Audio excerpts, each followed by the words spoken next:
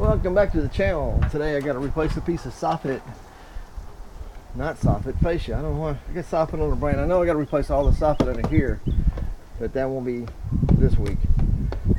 So I have a drippy spot right here that is, I guess the paint was chipped or something and it caused it to start rotting. So pretty much what I've done is take you a square and then pencil you a line there.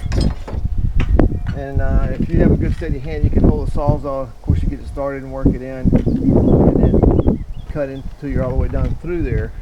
You can use one of those little, looks like a saw that they cut the cast off with, and you can just do it that way. You know, whatever way you can cut it. And I have it pried back here with pretty much a paint tool, so I can get to it to pull it out.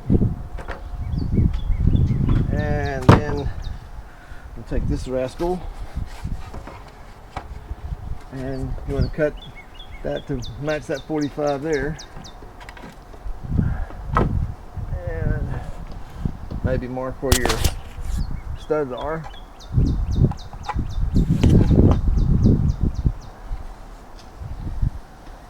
And I'm gonna, sometimes I like to put a screw in there to get it started, because when you're banging on it with a hammer, you'll lose your adjustment on your board. I know my elbow's probably right in the way. Lost my screw. It's the first time I've done that.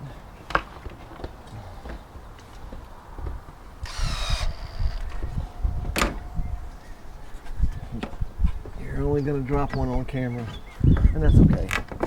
It's just real that way. It's much more real that way. And leave you a little bit of a gap right here because you want to be able to get your caulk in there.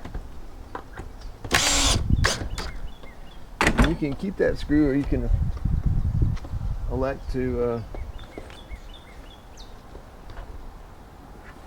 take it out. So that's your choice.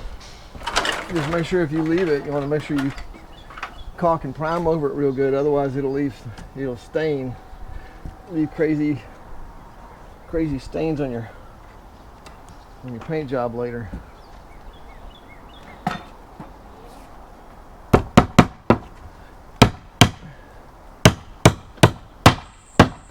don't use a framing hammer when I do this. Framing hammer's got that, looks like a meat tenderizer face, and I really don't want, spend this time working on this. And oh, that's where you fixed it right there, huh? Because that looks awful.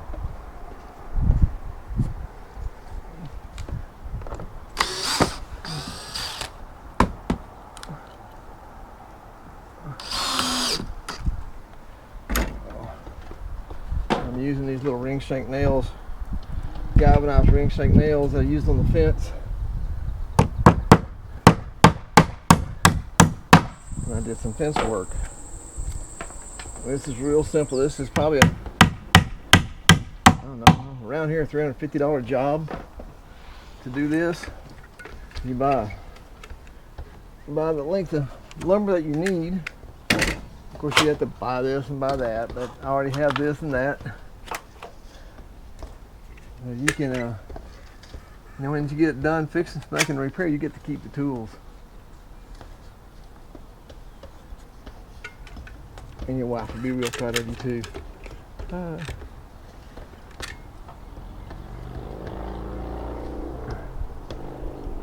see. I'm gonna have to build that one up a little bit. And my 45 edge on this board here kind of frazzled out on me.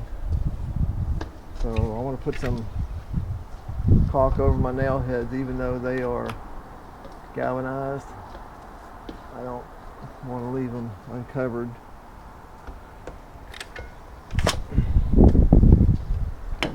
Everything will rust. You just give it time. Just remember, when you come back and prime this, go ahead and lift that up and get your brush up under there as far as you can. Builders don't do it, but if you're doing it, might as well do it as good a job as you possibly can.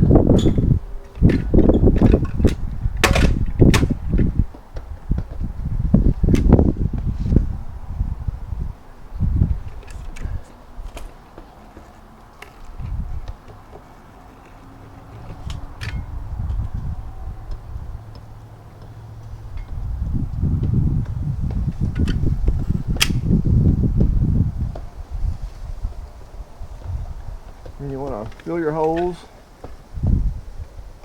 smooth it up as best you can, make it look nice, and of course get this piece of that Home Depot sticker off of there. And pretty much that's it. Just like I said, prime it, let your primer dry according to the directions, and then paint it with your top coat, whether it be latex or oil base. And it's pretty simple.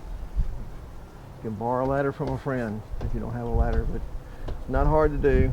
Save yourself some money. And if you don't have a saw that you can cut a 45 edge on, then do a butt joint. That's where the two flat edges go up against each other like that. That's a butt joint. So either way, it's going to be fine. Just make sure you get it smooth here and caulk it, let it dry a little bit, and caulk it one more time. Come back and prime it. And that's it.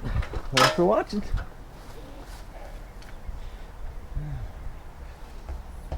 My camera tripod needs some oil on it. Take it easy.